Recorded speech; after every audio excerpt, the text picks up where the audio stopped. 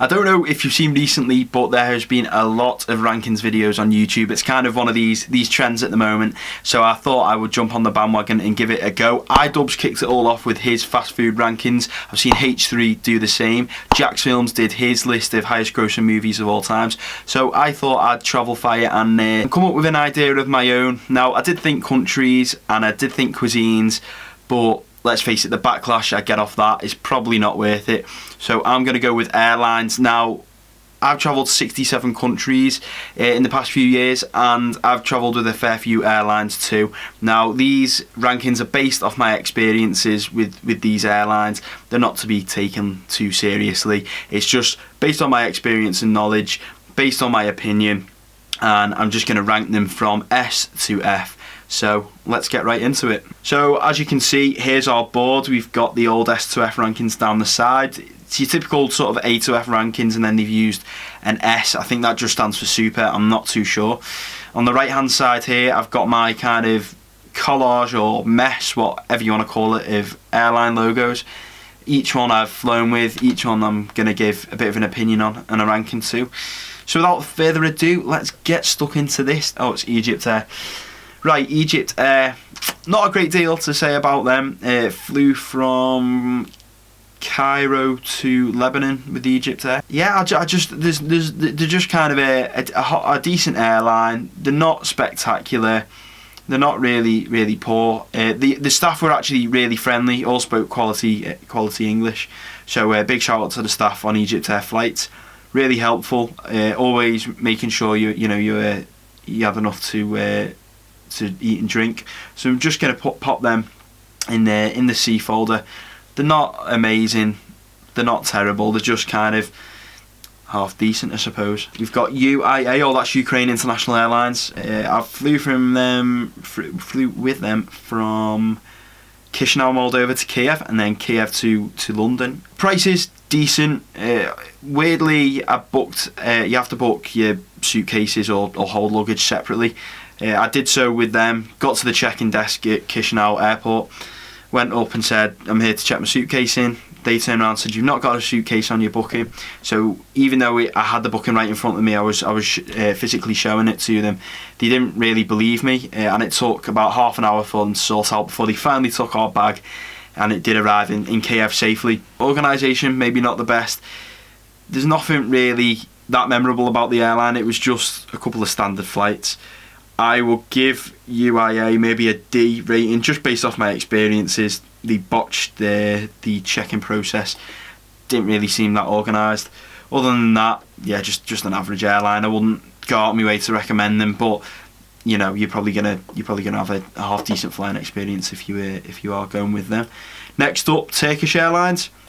Now, I think Turkish Airlines fly to more places in the world than any other airline. Their hub is at the brand new Istanbul airport, which is I believe is the biggest in the world. I've flown with them from their old hub at Istanbul Ataturk Airport when I went from Manchester to Istanbul and then on to Georgia, in Tbilisi in Georgia. Now, what I liked about Turkish Airlines is even though the first flight from Manchester was late and I missed my connecting flight to Georgia, they rebooked me on one that was like an hour later or something like that. I didn't even have to sort anything out myself. They just took care of it for me. I landed in Istanbul, got a text on my phone saying we've rebooked you on another flight to Tbilisi about an hour and a half after your initial one. Don't worry, you're not going to miss your flight. Have a safe journey. Sorted. The actual airline, the actual aeroplane itself, nothing spectacular.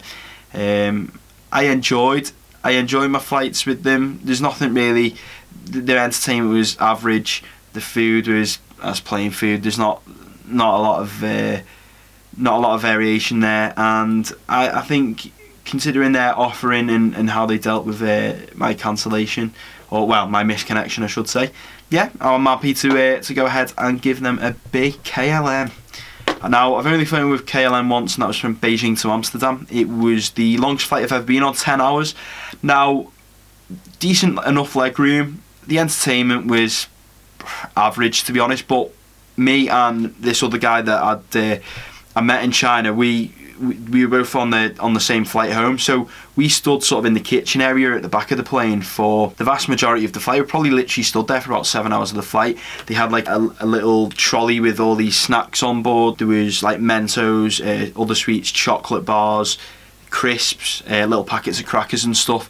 Now on most airlines you don't really get that, and we could get any sort of drinks if you wanted. The staff were really friendly. KLM seemed to have some decent sort of destinations. They do a code share with Air France, which it kind of allows them to combine services with their code share airlines and offer up a broader range of connections and flight routes and opportunities and prices. So yeah, I was pretty pleased with KLM. I thought the fact that you just allowed us to stand up for most of the flight and sort of chat in the back was pretty cool. Some airlines I think you get less than savoury responses, shall we say, but like I say, the staff are really cool on KLM.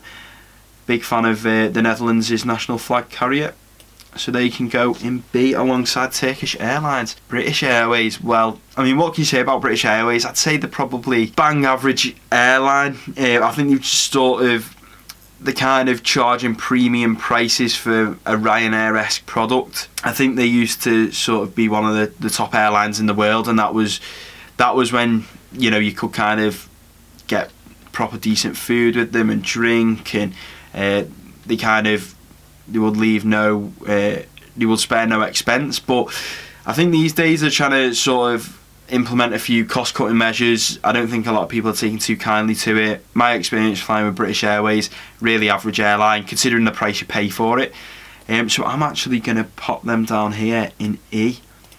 Seems a bit harsh, but I think they're a shadow of the former selves, and I'm happy enough with that. I just think for the price you pay for a British Airways flight, they're not worthy of anything higher. Lufthansa next up. Now I flew from Manchester to Moscow, with Lufthansa via Frankfurt, and everything was smooth on the way there. On the way back, we had our flights cancelled in Frankfurt, so we were stranded in Germany for probably about 20 hours due to basically snow on the runway.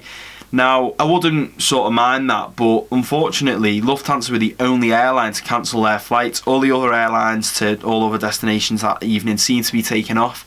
Now, there was snow. I'm not denying that the weather wasn't great, but it just seemed weird that Lufthansa were the only ones who cancelled flights that evening. They only reimbursed us for the hotel and the taxi and the food, all of which we had to sort out ourselves. And at the time, you know, were at expense to us. We couldn't rebook on a flight until the next morning because the queues were just like 5-6 hours long. They really didn't plan well for that instance. So it wasn't too bad for me because I missed the day of work, but I actually still got paid for it. And my girlfriend had the day after booked off work, and she kind of wasted it waiting around the Frankfurt airport.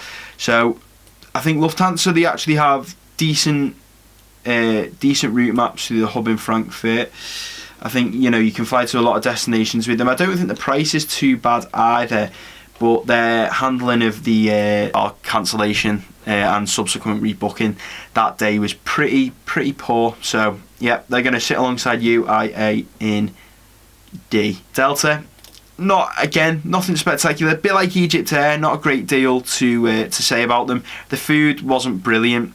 Frustratingly, they put me and my brother on a flight back from New York. They sat us apart in middle seats, and they did this to a lot of people on the plane. The guy I was sat next to, he was sat across the plane from his wife or girlfriend, his partner, whoever he was travelling with, and it seemed to happen to a few people across the plane. Now, you can understand it if a budget airline does it, but when you're paying a premium price, it's disappointing that Delta, a company like Delta, would separate people seemingly on purpose. But you know, other than that, you know, they got us from A to B safely. I don't know if to put them in C or D. I think I'm gonna. I only just remembered that little that they didn't sit us together. So yeah, they can go in D, because if you're paying Delta prices, you should be getting a service where you can sit next to the people you're travelling with. Air France, I'd actually never flown with them, and then in the past sort of year, I've probably flown with them about 6-7 times. What I really like about Air France is because a lot of African countries are ex-French colonies.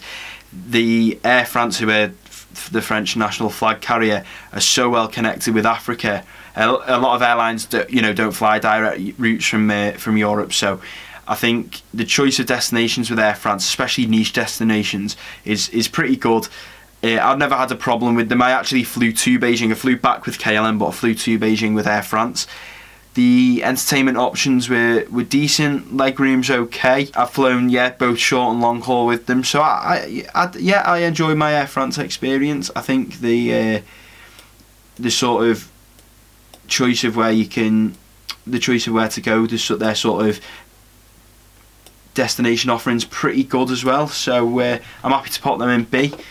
Seem to be getting all the flag carriers here. You've got Turkish, KLM and Air France. But moving on swiftly, oh dear, United. Now, I've flown with them to New York again. Again, they got us there safely. Don't really have too many complaints. I think the entertainment, or the movie that they had on the screen at the time was just like one of those where the whole plane can watch the same thing. Other than that, they've been sort of caught in the news, I would say recently, maybe in the last year or two.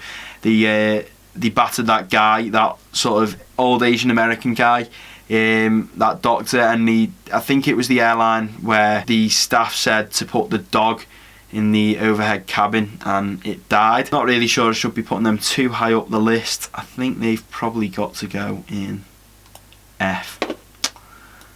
I personally didn't have a terrible experience with them, but you can't be putting dogs in overhead lockers and just battering doctors for no reason. Coming up next, we got Thomas Cook Airlines. Flown to a couple of lads' holiday destinations with them. I think most recently Ayia, and then the year after I flew to the Gambia with them as well. Pretty clean planes. They seem to have a relatively new fleet. I don't really know what to say. They're just kind of like a sort of steady Eddie airline. I know they've been losing money recently. They've not been sort of vying too well financially, but from a passenger experience, I've been pretty pleased with them before. I'm happy for them to go and see. Probably my lasting memory of them is when we were coming back from the Gambia and they had to, just to make sure there were no bugs carrying malaria on board, they had to fumigate the coach before we took off, which was pretty cool. So I don't really know why that was pretty cool. I don't know why I said that, to be honest. But Thomas Cook Airlines C, like you say, middle of the road airline, nothing too special about them. They are what they are. Brussels Airlines, I've only just flown back with Brussels Airlines. I flew from Yerevan in Armenia to Brussels and then on to Manchester. I was pretty disappointed with them actually. I got a really good deal, to be honest, coming back from Armenia with them, and the flight times were good too, but I just thought it was very basic aircraft. There was no screens in the back of the seats. The food was pretty average, and for some reason when I was trying to sleep, the staff just kept waking me up when I was clearly sleeping. I didn't want food. I was just trying to catch 40 winks overnight on the overnight flight from Armenia. So it wasn't the best. I think I'm gonna have to put them in E. It wasn't an absolute nightmare flight, but when you're taking a flight at 2 in the morning, you just want to get your head down. You don't expect to be woken up by members of the flight crew, but unfortunately that's what happened on Brussels Airlines. Vueling, I've flown with them from Sicily to Rome and then back on to Manchester. They're kind of a weird, I don't know, Mediterranean budgety airline, but they're not actually that cheap. So they're not really that amazing. It's kind of like one of Ryanair's ugly sisters or something. I think they tried to crack the budget market. They're not one of the biggest. They're certainly not one of the best. I would say for the price that we paid, probably, and the service that we got, probably an E. I wasn't too fond of them. Qatar Airways. Now, before I flew Qatar, I actually thought, I was really excited because I thought these were going to be the best airline I've flown with. I didn't think they lived up to the hype that much. I think they do have, especially on the long haul routes, they do have some nice cabins, and they've got movie, TV shows, games and stuff coming out of their ears. On the short haul routes, they're really not that impressive, especially with the prices you pay. I think they have, I get emails off them saying we've got a sale on prices starting from $293 and I think it's not really a sale, is it? I'm not expecting them to be a big budget airline, but I just think they're almost needlessly expensive. So actually a bit disappointed with Qatar. And I think if you consider the price and what they offer, I think you've got to go with C there. They've got a lot of competition, obviously, with Etihad and Emirates being from the same region of the world, from the Middle East. You know, I understand that they've got to kind of promote themselves as like a top quality airline, but I really wasn't feeling it with them. I just thought for the price you're paying for your ticket, you should be getting a bit better. But I think on the longer haul routes, they probably are a bit more formidable. This one, Monarch, they're actually no longer in existence, but I felt the need to include them because it was probably the worst flight I've ever had. Coming back from Ibiza in 2014, you just want a nice chill flight. You just want to get your head down, relax. You've had a heavy week in Ibiza, and now it's time to chill out. But the noise that plane was making was horrendous. The thing was up and down. The landing was so bumpy, and literally, like, don't think anyone on that plane even remotely enjoyed that flight. They went bust because they're basically a garbage airline, and they will be taking their place alongside United in F. Oman Air. So I've only just flown with these. I flew from Manchester to Oman. Good time. Flew really late on the Thursday night. Got there Friday morning, so you know you're not wasting a whole day flying. So I thought their scheduling was pretty good. Prices are decent. I found it weird that going from Manchester to Muscat in Oman actually cost more than flying from Manchester to Oman, spending 3 days in Oman and then flying on to Cairo. It probably worked out about £100 cheaper. I thought the staff were dressed really. I like the colour scheme. The staff were dressed really smartly in the telly, and that was really, really good.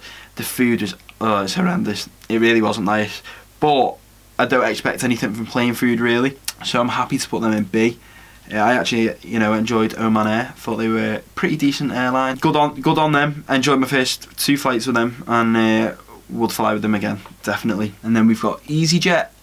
Now, Easyjet for me are kind of like the pioneers of sort of budget airlines. They're like the ones I remember from, being really young. I've flown with them a number of times to a number of places. They kind of strike me as being a bit almost catering to those who love a beach holiday, those kind of folks, or who just want a city break to the obvious destinations, your Barcelonas, your Copenhagen's, your Rome's, and places like that. You do have like a membership, or a EasyJet Plus, it's called, like a membership card where I think you should pay something like £150 a year, and you get access to deals. You get extra baggage allowance, so I think you can bring 2 bags on the plane, and also you get like a personalised welcome when you walk on board. So they always give a welcome to the EasyJet Plus card holders, which I like the fact that they've gone down that route with it. I like the fact that they've put a membership out there, but to me it's just a bit too expensive, especially if you fly with them a few times a year, but not necessarily like if you're doing it for work every week kind of thing. Only then is it worth it. So I'm going to put them in A. I think they're good. I don't think they're quite as cheap as other budget airlines. A lot of the time, I flew last year with Wizz Air to Tel Aviv. Now I flew from Liverpool to Budapest to Tel Aviv. Now if I'd have gone from Manchester to Tel Aviv with EasyJet on the same day, it would have cost me £454 one way. With Wizz Air, it cost me around £80. So I saved almost £400 flying with them than I would have with EasyJet. Now I did fly back with EasyJet because the flight was cheaper, but I don't know. I think sometimes the prices, unless you get in there pretty early once they've released the flight, I think the prices can get a bit high, which is why they're not S tier for me. Wizz, along similar lines. Now I love Wizz because they've kind of been the Eastern Europe's budget travel gateway for a long time. I think other airlines are kind of picking up on more destinations in Eastern Europe. Now it's getting a bit more popular. I do think that they don't offer enough maybe from the north of the UK, which is why I'm not going to put them in the S bracket either. I've had to to get to places like Skopje in Macedonia and Chisinau in Moldova, I've had to go down south and fly from London. They offer some of the more obvious destinations, like ones in Poland. I think they fly to Vilnius, and where else do they fly? They might fly to Prague. Other Eastern European destinations from the north of the UK, basically Liverpool, Manchester Airport, which are also served by the likes of Ryanair and Easyjet. So I think the fact that the best offering is down south towards London doesn't help the cause.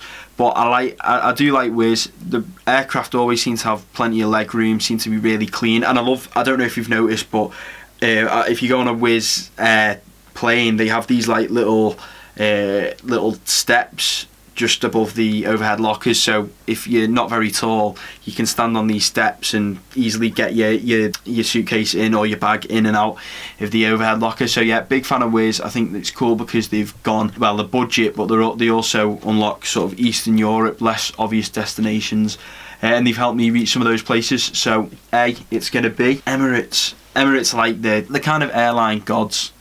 I think S is an obvious destination for them. I don't think I've ever been on an Emirates flight and not been like, whoa, like the offering's so good.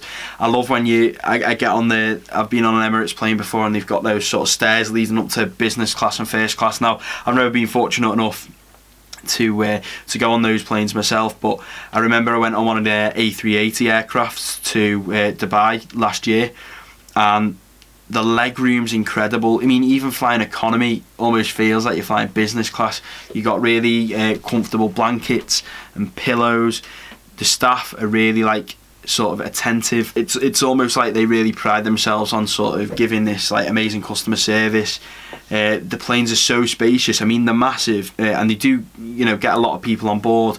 But despite that, it just seems like you've got so much room. Even when you get up and walk to the toilets, there's plenty of space to stand around and chill out and stretch your legs.